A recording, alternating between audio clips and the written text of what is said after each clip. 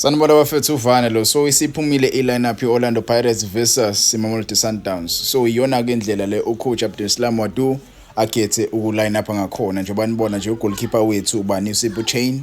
Siyambona uSiyema uyaqala as i-center back with uMbokazi mase kuba uDion Hotto with uThabiso Lebitso. Eswini ke as number 6 we have uSihlendula. Ase uthi uSihlendula adlale nobani noNamtajela.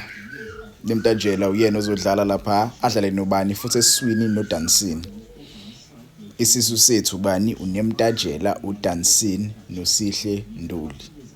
Ungangitshela ama comments how do you feel about that? But ke ngiqhubeke ngiye phambili iwinger lethi lokuqala i-right winger ubani uTapeng Moremi mase kuthi left winger kuba uSwina Police mase kuthi up front isi-striker ngoMagopa.